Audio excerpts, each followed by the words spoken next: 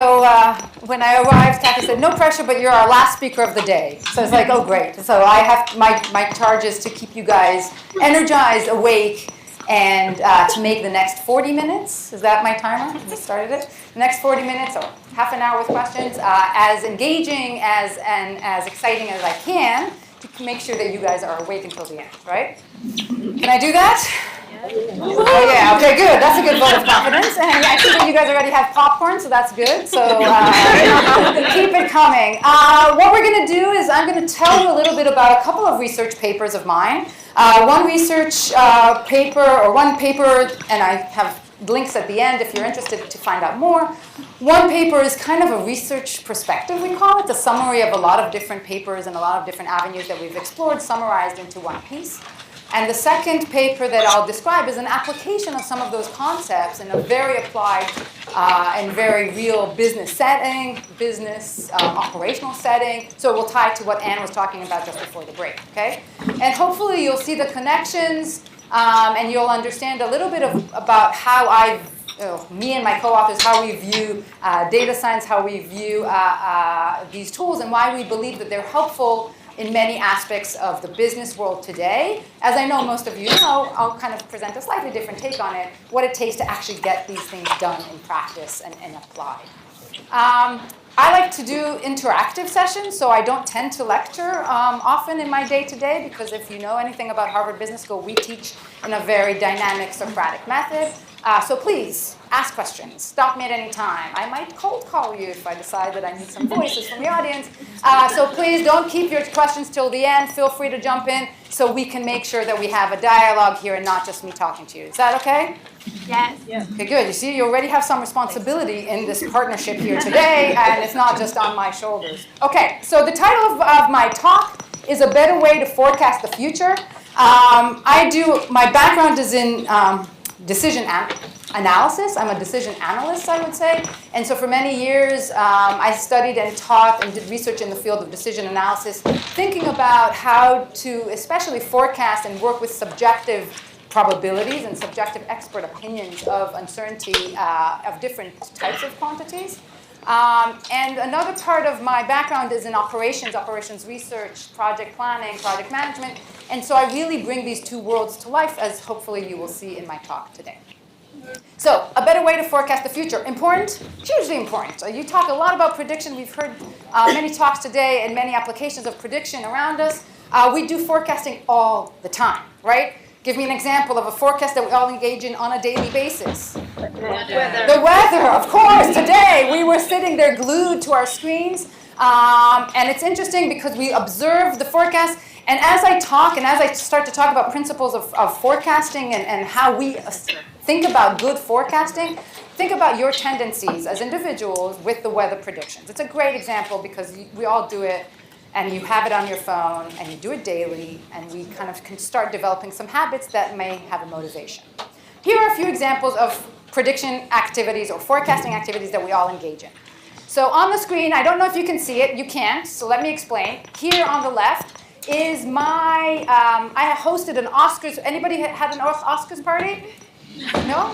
I'm the only geek? Oh, thank you, in the back. Good. Did you do predictions in your Oscar party? Yes. Awesome. Okay, so I also ran a prediction pool, or like a competition with my friends, predicting who's going to win and who won, of course. So I won the forecasting competition. Last year I did not. But this is an example of a forecasting activity in which we put together a list of options and we all try to guess who's going to win the Oscars over the different categories. And we have different ways to think of whether or not we were correct. Okay, so we assigned a probability related to each outcome, and the scoring rule that we applied helped us assess who is going to win, even though we may both have guessed the same thing, or a few of us guessed the same thing.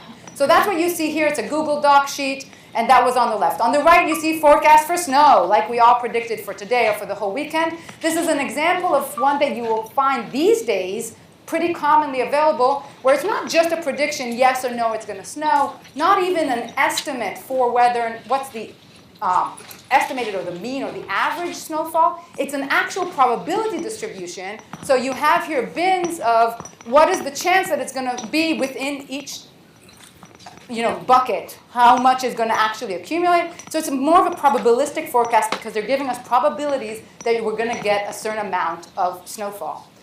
Actually, for today, because we had the conference, I was watching and paying close attention. I don't know if you guys noticed that you get the expected snowfall, but you also get the 90th percentile and the 10th percentile. And so you can get a lot more information than just an expected number. Other domains in which we use forecasts, on the right is Nate Silver's predictions for the NBA predictions. Sports domains, hugely popular domain in which we make all the time predictions for the future. And in all of these examples, we're talking about probabilistic forecasting, which is music to my ears. One of the things that I'm going to advocate is that we need to move away from point estimates and use more and more probability distributions to make our forecasts. And when we do that, there will be some benefits. So I'm going to zoom in on a couple of key examples and tell you a little bit about how they do it and why it's so important or why we can learn from those examples. So similar to the forecasting example that I gave here, one domain in which we see often probabilistic forecasts, whether you knew it or not, is predicting hurricane paths. Okay? This is the path. This is Florence. This was the hurricane that we were worried about back in September of this year. And I don't know if you know that there are two interesting features. There are many interesting, but there are two interesting features that I would like to call your attention in this chart. Have you guys seen this before? You've seen it on the news? Okay, so how do we interpret this? It is interesting to know that the cone, they call this the cone of uncertainty, okay? This cone of uncertainty, it's not describing, or you shouldn't be mistaken to interpret this as the area on which the hurricane is going to fall. That's not what this cone is doing. This cone of uncertainty, do you know what it does? Anybody familiar with what it does? It's the 2/3 probability. There is a 66% chance that the center of the storm, the center of, in this case, Florence, Hurricane Florence, is going to fall along this path. So it is a probabilistic statement. It is not describing the path. It is a probabilistic statement that is developed looking at last year's forecast, looking at the errors that we got, and coming up with a probabilistic statement about what we think is going to happen this year. Not only that, this prediction is also what we call an ensemble. I know that we've seen that word here around today. It's basically a combination of several models put together. In this case, 50 models are ensembled together. Probabilistic models all come together to represent that 2/3 probability. So NOAA and the National Hurricane Center, they keep track of this. I just want to make sure. I think my necklace is making noise, so I'll try and not move as much. They keep track of these uncertainty cones. And I want to show you, this is a comparison between the Hurricane Maria in 2007 and Hurricane Katrina in 2005. Both, sadly, pretty catastrophic kind of hits by hurricanes. And in both cases, there was an uncertainty cone. If you looked closely, and you guys, I don't know if you can see in the back, but I'm happy to provide these slides later if you're interested. The uncertainty cone over the years has gotten smaller. Actually, it has gotten smaller by 36%. So they have decreased the area, they have decreased that region over which their probability statement holds, which means that they're getting more accurate in their prediction of the hurricane. Now, if you think about the decision implications, going back to Ann's talk, if you think about the decision implications, it costs about $1 million to evacuate 1 mile, okay, 1 square mile. So if we can get better at these types of predictions, and if we give better information from a forecast, then decision makers will be able to utilize that data better. So they use ensembles, they use probabilistic statements, and they track their accuracy. So also available, and you can find this on their website, is their errors over time. And all you need to, they look at 24 hours ahead, 48 hours ahead, and so on and so forth. And these charts that you see here all the way on the right, all you need to notice from where you're sitting is the fact that it's sloping downwards, meaning the error over the years is going down. They're getting better in their models. The cone is getting smaller, and they're able to provide better and more useful information to those decision makers who have to make a call.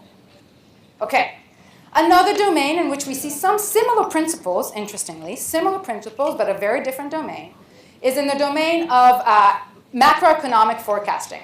So macroeconomic forecasting, a lot of businesses care about these, policymakers may care about this, governments care. There's many different organizations that care about what's going to happen to the economy what's going to happen to unemployment, what's going to happen to GDP, what's going to happen to new house purchases, and so on and so forth. And so we care about these macroeconomic quantities. Organizations like either the Wall Street Journal, but also like more federal organizations, like for instance the Philadelphia Federal Reserve Bank. These organizations collect probability estimates or forecasts from many different experts on a regular basis. They have what's called the Survey of Professional Forecasters. If you didn't know that it exists, now you do, and that's a really rich source of information because on a regular basis, every quarter or so, they issue a survey and a bunch of experts who use sophisticated models in the background submit their assessment for what's going to happen to the economy. And what does the Fed do with it? They ensemble it. Thank you. 12 points. Okay, so they just average it. Okay, so basically what they do is they use that information to come up with their prediction for what's going to happen to the economy by doing different type of ensembling. Okay. Now again, it's interesting to note that the pictures that I'm showing you here, again, just straight off their website, this is the mean probabilities for the unemployment rate in 2019, and this is the mean probabilities for the GDP growth. It's an annual change, and basically what they post on their website is the average across everybody's submission. So when I go to my expert, when the Philadelphia Fed goes out and asks for this information, they ask for you to submit your probability, your P's, over different bins. And you can have a model that gives you that. You can do it more subjectively based on your experience. But what they'll do together is average all those bins. Not sure it's the best way to do it, but that's a simple, crude way to do it.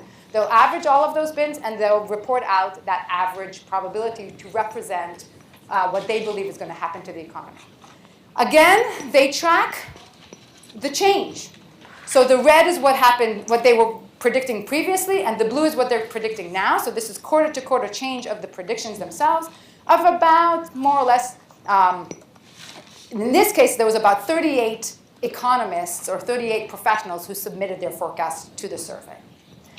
Other things the Philadelphia Fed does with this is that they come up with a prediction, more of like a time series, where things are going to happen in terms of the economy. What's going to happen in this case, it's GDP growth. And they create that fan. Do you guys see the cone, the fan, okay? So this, again, we all know this from our own models. It's not dissimilar to what the uncertainty cone that the hurricane prediction entailed. In this case, again, they use historical errors to come up with that fan to give us some kind of sense of the uncertainty that they face. They're not quite sure exactly what's going to happen to the economy, but they give you that cone to give you that sense. So again, ensembles, probabilistic statements. I'm going to go through this this third kind of application a bit quick because I want to get to my fourth one because I think it's the most relevant to you all. So in the third example is, I don't know if you've heard of the Good Judgment Project. This was a kind of an outcome from something run by IARPA. It started in 2010. This was a big research project that was done in order to understand what is the best way to basically collect, ensemble, and then communicate to the public probabilistic beliefs about geopolitical events. Okay, so they wanted to find out whether they could do a better job at collecting probabilistic statements from individuals about what they think is going to happen in the world, and how can they combine those, and how can they then project it to the world. Lots of attention. If you haven't read the book Super Forecasters, I encourage you to do that, because what this research has led to, and you can go online and you can submit forecasts all the time, it has led to certain practices that enable us to become better at forecasting the future. And again, really their key is that they will collect from many different individuals, they'll conduct an ensemble, and they will tell you where everybody stands and allow you to use that information to adjust your own predictions. Okay? Here are a couple of examples. So for instance, one of the current questions, this I checked like yesterday or the day before, will there be a new prime minister in the UK before July 1st? Okay, we all know that there's a tension. And another question that they had is, will Facebook announce that Mark will cease to be the company's sole chairman and CEO? So this is the type of thing that they care about, and then they unleash it on the world. And in each one of these cases, so we have close to, in that case of the UK Prime Minister, so 675 forecasters. In the case of Facebook, 1496. So 1,496 people have submitted their forecasts for what they think is going to happen or what are the chances that Mark is going to step down. And you can actually track this over time. This is the consensus forecast that they report out, in this case in a very simplistic form. It's still probabilistic, so it's still a probabilistic statement about what's going to happen in the future. It's an ensemble because it's collecting everybody's opinion and conveying it to you. And this shows you that over time, there's been some disagreement and some spikes up when they thought he was going to resign, or they thought that he was going to be fired, perhaps, or change title. But now the probability is kind of plateaued around 15%. So this market believes that there's about 15% chance that Mark Zuckerberg will be asked to change his title. Okay, another thing that's interesting with the Good Judgment Project that helps with the accuracy and helps them actually get good predictions, this is part of the philosophy behind the super forecasting idea, is that they have a leaderboard. They keep track of who's doing really well and who's not doing that well. They keep track of which forecasters know what they're doing and which forecasters do not know that well. Again, think about the fact that you have a leaderboard to keep track, but at the same time, you're reporting the average of everybody. So this balance between ensembling and looking at the average forecast versus how the leaderboard has a very interesting dynamics here, and one that is worth thinking about as you start to put together these kind of prediction environments or forecasting environments in your organizations around. The final domain that I wanted to kind of bring to life and show you the links and how it relates to my work is actually related to what a lot of you folks do here in the room, which is the idea of machine learning. Okay, so for me, machine learning and many of the different algorithms that we heard of, XGBoost, random forest, and so on and so forth, for me, that's just a collection. Those are ensembles of predictions. Those are collections, basically, of many different experts, and the behaviors are not that different. Meaning the benefits of averaging in the hurricane case, the benefits of averaging in the Philadelphia Fed case, and the benefits of averaging in machine learning have very similar properties. And if I tell you that I have shown that it's better, for instance, to average quantiles versus probabilities, I've shown that in the domain of the Philadelphia Fed, that you're better off to average quantiles, the 5th quantile, the 25th, 75th, and so on, versus probabilities. The same thing holds for machine learning.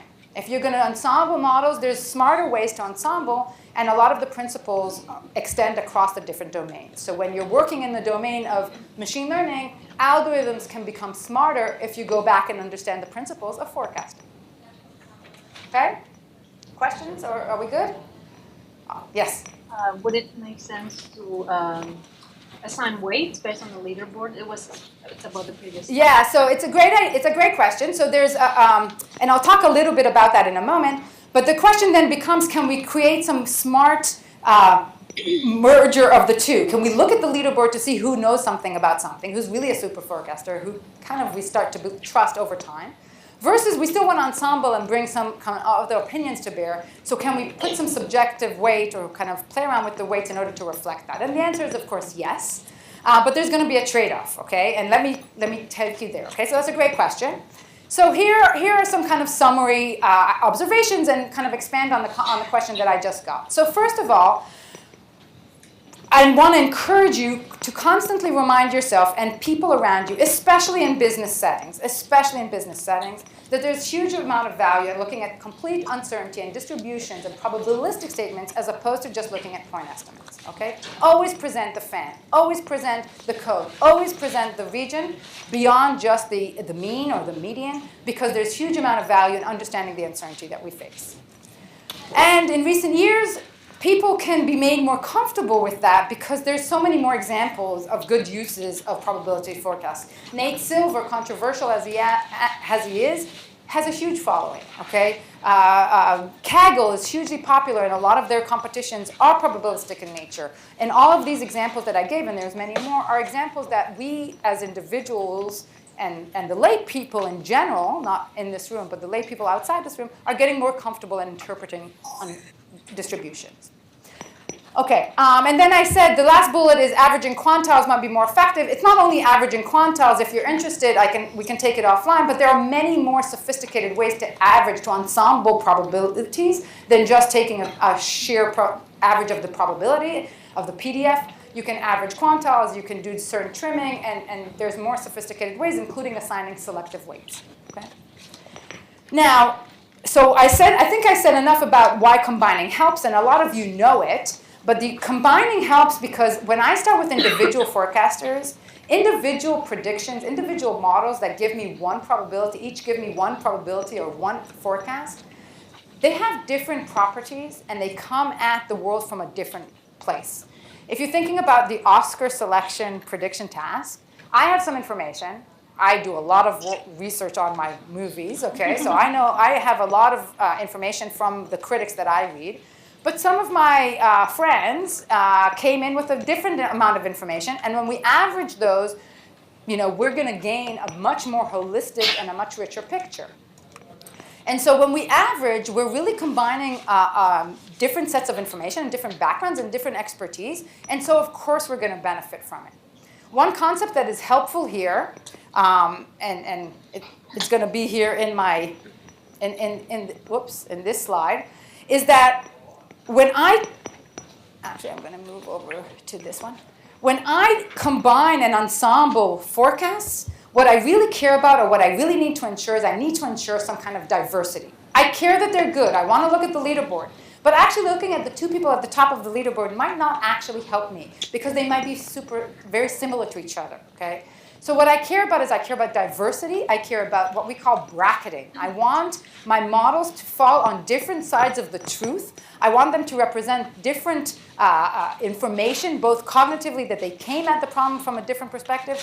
And if that's different machine learning models that you're ensembling, have them use different regressors. Have them use different parameters. Have them just come at the problem from different places. And you'll get that bracketing that will enable your ensemble to be leveraged. Okay? Hopefully this is making sense. I know that a lot of you have expertise or experience with this, so there are some very nice principles that you can show from experts' subjective probabilities that extend to machine learning based on this logic. Okay? And then the final question that we kind of tackle in this paper and we talk about a little bit is the fact that there's often the question, how many models do I collect? I told you that in the hurricane example, they average 50 models. In the case of the economists, typically it's around 30 or 40, although in Europe they have a similar study that they average closer to 100. When you guys do ensembling with your machine learning, typically you hear of folks doing a few models and averaging them out together, but the random forest itself by default has 500 trees, right? So it's like, when do I go to 500 experts versus when can I settle with a smaller crowd? Wisdom of the crowd requires a crowd, but what is the size of a crowd? And funny enough, or interestingly enough, it has been shown that somewhere between 5 and 10 is actually pretty optimal. Once you get much above that, benefits, you start to get diminishing returns. So you don't necessarily have to seek out a huge number of models. You really have to seek out diverse models that bracket, and you'll get a lot of bang for your buck without having to seek out the entire space. Okay. So what have I done so far? I've talked to you about the fact that I always encourage you to think about probabilistic forecasts. I encourage you to average when you can. I encourage you to think about diverse models. And those features, those properties, will give you huge amounts of benefits. And if we start to become aware of it and keep track of accuracy, you will see that we actually do this pretty instinctively. I don't know anybody these days that settles for just one weather app. Okay, how many weather apps did you check before you come here? I don't know, but I bet you at least some of you checked 3 or 4 different places to make sure that they know what the forecast is. So intuitively we do that, and I encourage you to become more aware of it because it will tell you something about how you design your algorithms and your machine learning because it's the same kind of principle. Okay, so I'm going to pause there with this part of the talk.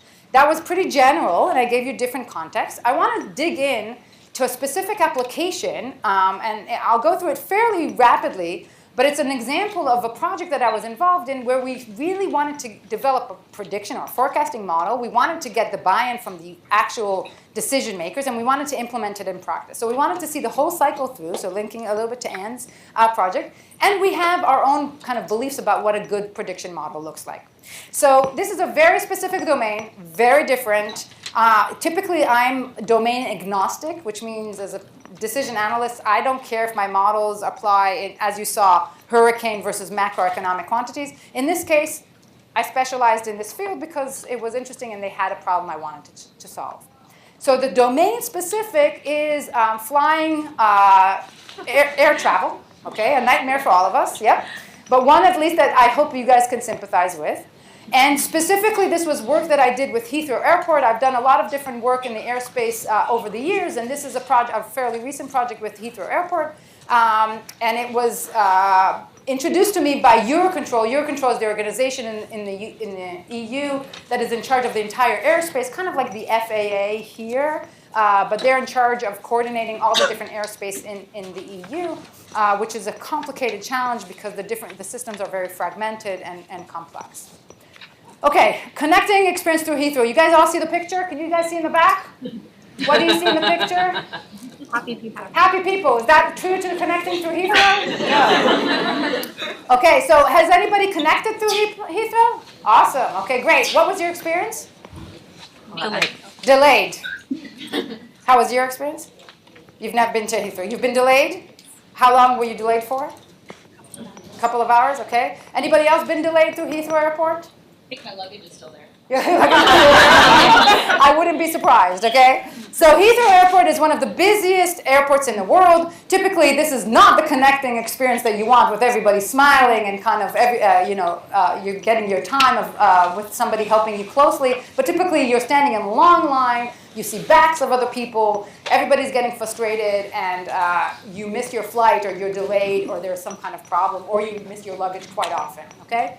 And Heathrow Airport, I don't want to put them on the spot. I don't think they're alone in this. LaGuardia, Logan, I wouldn't say anything about a local airport, right? But we have plenty of examples of airports that struggle with their big challenge that they have, which is many different airplanes, aircraft, different airlines coming in, and they have to move many, many people around in a very tight amount of time in order to meet their connecting flight. Specifically, Heathrow, there's some stats here. But Heathrow Airport is one of the busiest, today it's considered the busiest in Europe, airports, and one of the busier ones in the world. What makes it a specific, very interesting airport is the fact that many of the people that come into Heathrow aren't leaving to go into London, but they actually get on a different plane. It's like a gateway into Europe, okay? So you're connecting. Where were you headed when you were flying into this? India. So you were flying to Heathrow in order to go out of Heathrow to India, which is not uncommon, okay? So this is a pretty common instance, and so for this project was collaboration with the APOC, the Airport Operations Center Heathrow has, and it's one of the most advanced APOCs in the world, in which they wanted to tackle, it took us a while to define exactly what they wanted to tackle. They wanted to tackle how can we improve or how can we do a better job predicting that connection time to solve certain operational problems. Now I want to back up for a second, because when I was contacted by Eurocontrol and by the APOC, nobody said, oh, help me predict the connection times. Because they didn't even know what they wanted, right? So they didn't even know to define the problem as such. They didn't even know that what they were really hoping for is a better predictive model of the connection time. They said, I want to use big data and machine learning. I kid you not. That was the proposal, okay? Show us how you use machine learning and big data. Okay? They knew they had a lot of data. They knew. The APOC is a center, so it's funny because I saw some of these pictures in other talks. This is a picture that we took in the APOC, okay? So the APOC is a bunch of screen. It's an operation center that has all these different representations from different stakeholder parties and different groups in the organization, the security people, the immigration people, baggage, airlines, and so on and so forth. They're all in one physical room. And they know that something is weird in the fact that their data doesn't talk to each other. They each have their own spreadsheets and databases and all these acronyms and names of systems. Nobody talks to the person next to them, and they wouldn't even know where to start if they did. So part of our charge was to come in and to understand what kind of benefits might they get if they just started to have a little bit more of a common language, and if they started to share information real time in this APOC. Because when you land, how often do you feel or do you say to yourself, surely somebody knows that I'm late. Surely somebody knows that I have a connecting flight. How can it be that nobody knows and I'm left stranded to kind of stand in a line of hundreds of people? It doesn't make sense in this day and age. So we sat down with them and we clarified who are the different decision makers in the room. What kind of information do they need? What kind of information do they wish they had? And what kind of decisions would they then make using that information? And so this is just this is part of Heathrow's material, so it's all very purple. That's their color. It's important to understand that I don't clash red and purple, never. Okay? So the combination here, so in the APOC, in the airport operating center, we have passenger flow, security flow, aircraft flow, baggage, revenue, safety, all these different decision makers and different branches of the business. And we chose specifically a couple to focus on, the security flow manager and the passenger flow manager. And by sitting with them and walking with them, actually we did a passenger flow, like we mimicked the process that a passenger would take when they arrived at Heathrow. We had a whole tour of the airport walking through the process to understand where could we add some benefit. And they helped us identify that this connection time was the place to add some benefit because they just don't understand what people are doing when they land, okay? Where do they go? Are they in the bathroom? Are they going to buy newspapers? We don't know, okay? So this is the path. So we mapped out the entire passenger process, the journey, we can call it. And then we kind of decided that what we're going to do is we're going to build a predictive model that when an airplane arrives, okay, so when there's arriving passengers, we're going to try and predict how long it's going to take them until they make it to a certain point, okay? Now, as I'm saying this, start thinking about your experiences and think about how many different factors of course, are going to affect how long it's going to take you to get to a certain point in the airport. Whether you're parked, what kind of airplane, whether you're a business or not, if you have kids. Have you ever flown with kids? My son always forgets the sweatshirt and we have to go back to get it, right? All of these factors are going to affect you. Also the degree of urgency that you feel, like do you know that you're late? All of these are going to affect you and determine how long it takes you, how much you're going to linger or not when you arrive in the airport. And so we wanted to capture that and to come up with a predictive model, how long it's going to take from arrival to what we call the conformance desk. It's basically a check-in where we can actually keep track of the passengers. And then we wanted to use that information to come up with prescriptions, okay, to those passenger flow managers and the security flow managers. What do you do now? Do you deploy more people to immigration? Do you add more security lines? Do you take that little trolley and go and pick up the people and help them arrive to their departing flight? Like, what can you do?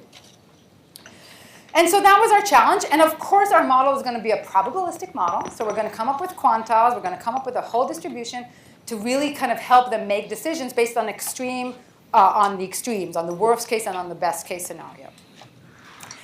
So briefly, and because I see that my time is flashing, and I want to give some opportunity to ask some questions, but briefly, what we had here is we had 3.7 million passenger records. It was probably and of course this is not new, and I'm sure you all faced it, it took us as much time to really aggregate the data and sit down and understand how the different databases need to be combined and whether or not we even have the information to train a model, okay? So it took us a while. The key at the end of the day was a baggage system, so the system that is more exact than anything else. The airplanes, the airline doesn't have a clue who's on board. The only people that know what's going on are the people in charge of the baggage system. And I'm not kidding, because the baggage, if you think about it, they're labeled. We don't walk around labeled saying that final destination, right, India. We don't. But our bags get labeled and they have a barcode, and so they know actually that this piece of luggage that was boarded, let's say here in Boston, we know the final destination is going to be India, so there's very little doubt what's going to happen to that bag. So that actually ended up being the database that allowed us to connect all the other data sets and to eventually build a predictive model. And so we had 3.7 million records. The mean connection time of data, and it was dated 2015 because we had to go back a while to get a complete data set.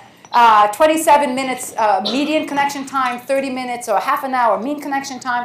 33 variables, 3 data sets combined, and we engineered a bunch of other features just to add features that make sense, such as, where are you coming from, where are you going to? So interestingly, country of origin and destination actually say something about the connection time, punctuality, so whether you're on time, the hour of day, how busy it is, so the load factor, and how urgent, how late you might feel that you are.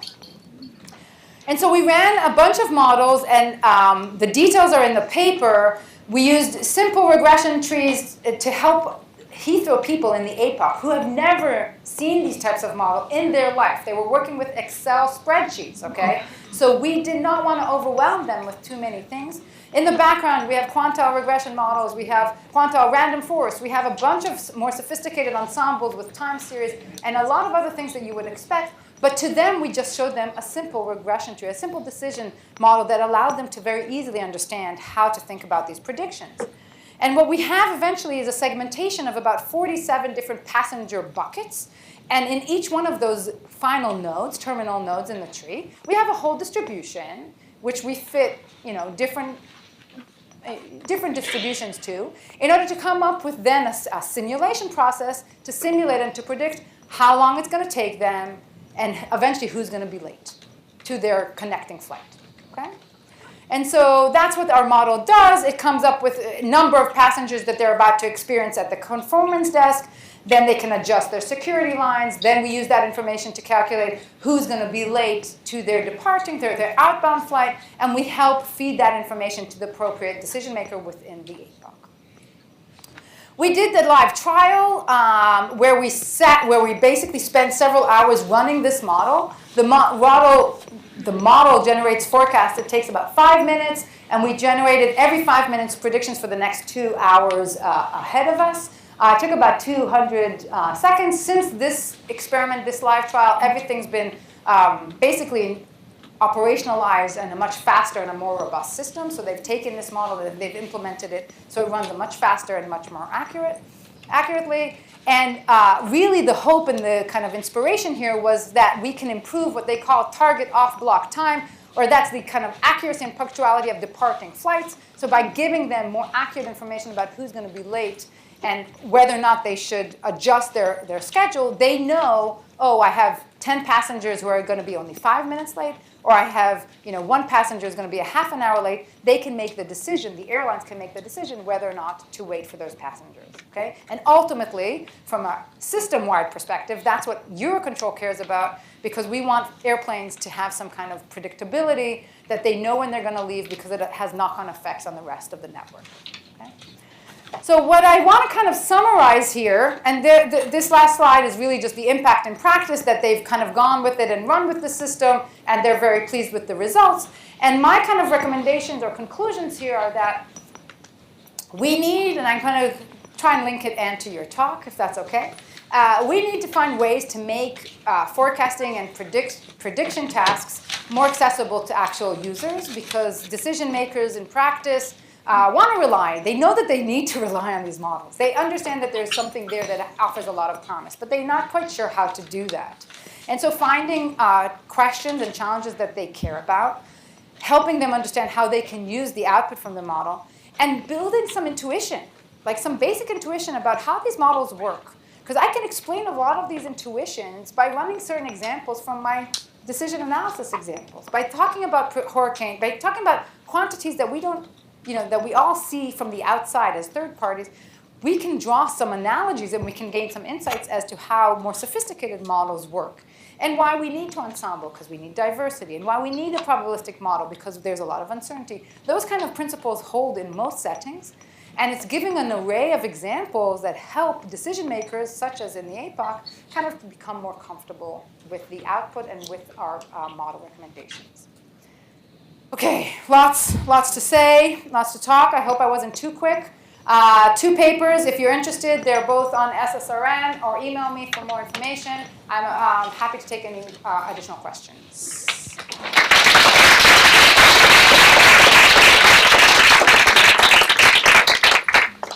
I'm wondering when you're going to be able to apply this to the traffic in Boston.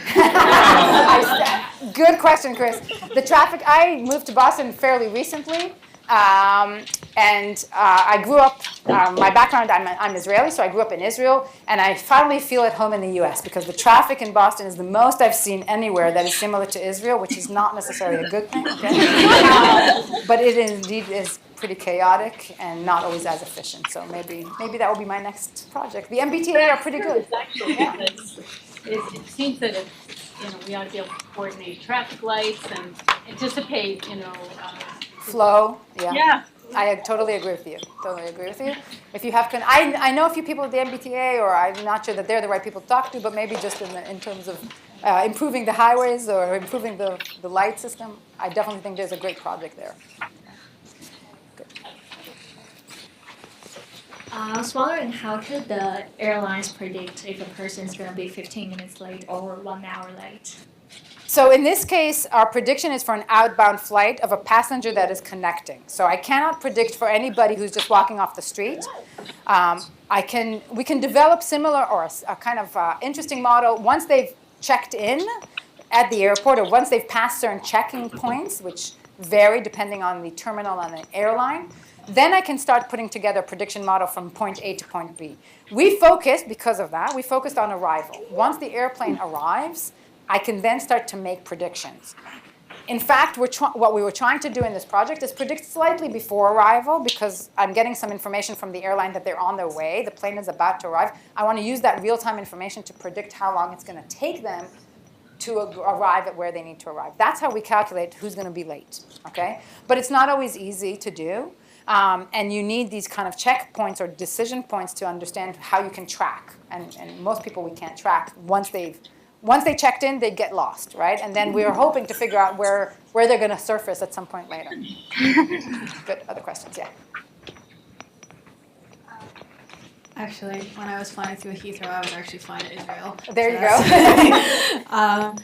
Which is the worst, because Israel flights are always at the end with extra security and kind of hitting all the way. And they made us board the plane and come back out of the plane. Sounds about right. So my question is, so getting a client, the client saying, oh, I want to do something with ML isn't uncommon. And I was wondering if you could just kind of point out any key takeaways throughout the process where you got to, let's do the connection point time, because that's probably what matters the most, and how you convinced your client to kind of go with that decision. Yeah, that's a great question. So this is actually, as a decision analyst, as somebody who's done a lot of decision analysis in my career, this is a key part of any conversation. One of my first projects, my PhD dissertation, was also with Eurocontrol, completely coincidental. And there, I got in a room with a bunch of stakeholders, and they said, we want to talk about trade-offs. I said, okay, what are you trading off? They said, cost and safety. I said, okay, that doesn't make any sense. I mean, how do we trade off cost and safety? There is no such thing. Nobody talks about options and decision-making. It's all about, they either talk about criteria, if you're lucky, but typically in these environments, they talk about data. They just start to talk about the data and maybe the prediction task, but they never start with the actual business decision and the options that they have in their hands, okay? What are they trying to decide? What are the options that they're debating, okay? Like if the passenger flow do anything with these forecasts, what's the point in coming up with a better forecast? If there's no change they could make. So one of the first questions I asked them was like the immigration desks and the security desks. How quickly can you add and take away human, people, like the employees that staff these desks? How long does it take you to change the staffing? Because if you can't change the staffing, how useful is it that I give you a more accurate model to that degree? Because you're not going to make anything different. So really understanding the decision points and the types of actions they could take will allow you to frame the prediction problem in a much more sensible way. Because it needs to be relevant. They need to know that it's action-oriented, that they do something with that information, and it's not just forecasting for the sake of forecasting. Because then it's not that helpful. Okay? Does that make sense? It's a great question, and it's a challenge. But that's why you ask a lot of questions, to understand their business and to understand what are they going to do with this. Like they make a press release, we use ML, but like what are you going to do with it in terms of the business?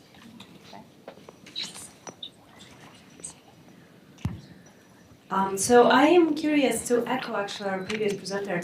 I'm wondering if you are thinking about model drift in this case. So specifically, now that the system has been implemented and it's sort of making suggestions on how to improve passengers' experiences, it's changing the entire process, and maybe the signals that some of the predictors had in your model are now different. Yeah. So have you sort of thought about incorporating it, or it hasn't been incorporated in the current model? So a few things happened as a result of this project, and I hope I'm going to answer your question, so tell me if not, okay? So a few things happened in parallel. So first, when we came, as I said, there was one person who knew R and no data scientists per se. They had a different forecasting unit. They all worked Excel-based. And I just wanted to go back to this. They didn't really have any capabilities to do what we did. So I brought a bunch of my MBA students. A few of them knew Python. A few of them knew R. We did a lot of work, and we kind of spent some time there, and we built these models. And then we gave them the code thinking, let's see what happens, okay? Now, our recommendation, and we made it very clear to them, if you really want to benefit from this, you have to change your business. You need in the APOC to start thinking in different ways. You need to share data. You need to have open data access. These airlines and airports and all these players are super, super closed, as paranoid as you can imagine, about their data. No, you have to break the barriers and start explaining that we need standardized messaging across the airlines. We need standardized field names. We need kind of to communicate. We need people who know how to manipulate data. We need to ramp up our data science skills. And lo and behold, and to my surprise and to my very much to my satisfaction, they did. They now developed this new system that is working in R. They've taken it and they've adapted. So the end nodes we used in our model, we used the gamma distribution in our model when we simulated. They now actually fit many different distributions. They added a lot of sophistication to their model. They train it and run it on a regular basis. They've improved it many, many steps further. And I'm totally happy about that, because that's what I was hoping that they would get to, a point where they're comfortable rerunning the model and reevaluating and kind of going through the process over and over and over again, because it becomes easier now that they're more familiar with it. They're also trying to take this model and use it in other contexts, not just for this specific prediction task of passenger connection time, but first, other airports are trying to use it. So all the Paris airports are trying to improve their systems. They're expecting an Olympics in 2024, and they know that they can't progress with what they have. Singapore, which is probably one of the better airports in the world if you've been there, they're actually also trying to adopt and implement the system. And other different problems that are trying to predict, for instance, influenza spread among passengers that are traveling to different kind of exotic destinations, they're using our passenger flow model to try and predict the spread of the disease. So the model itself now is being pulled and put and inspired, not to take as a black box, but to say, okay, we can follow these types of principles and we can apply it in different contexts.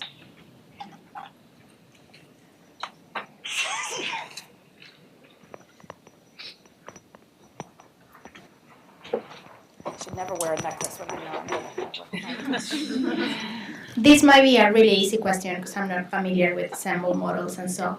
But have you thought about? Oh, I guess you have. How robust is your model? Or because in the end you are mixing in clever ways with weights or whatever the means of all your different parties. But then I think that you have to get a nice way to measure how robust you are, how comfortable you feel with the result that you were getting. It's a great question. So there's some kind of, in the first half of my talk, I didn't talk a lot about it, but we have some idea of risk, accuracy risk, okay? And going back to this notion of putting a lot of weight on the top people on the leaderboard, what's so important about the average, and the reason why it survived 40, 50 years of research, is because what has been shown about the average is that ensembles and averages are robust. And what do I mean by that? They may not be the best. They're not going to always beat. They may never beat your best expert.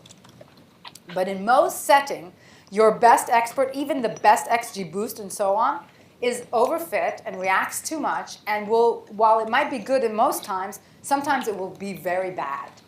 And so to avoid that risk, if you kind of don't want to suffer that kind of completely underperformance of your best expert, go with the average. Because the average is not quite the best, but it's pretty good, and it's so consistent, it's ridiculous. Like, it's just always going to perform at a pretty consistent level. So you just keep yourself, I can't use the A word. It's kind of, protecting yourself from events of extremeness that you don't want to experience. And so the average is really robust. That's its main feature. Its robustness is its main power.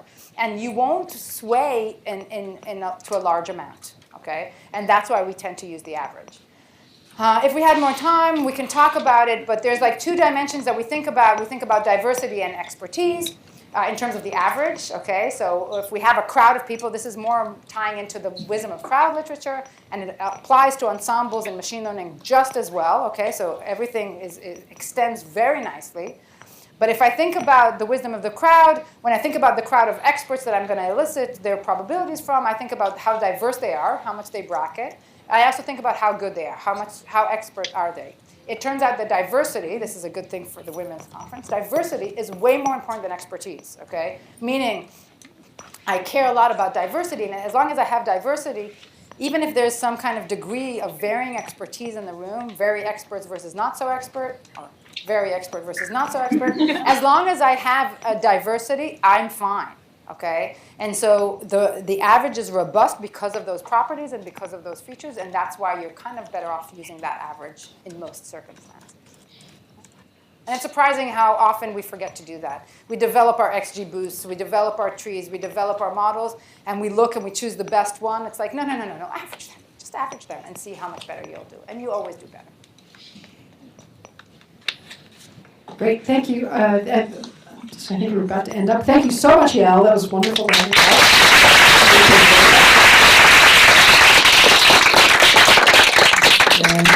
this concludes our last and final talk. So really appreciate having you do this.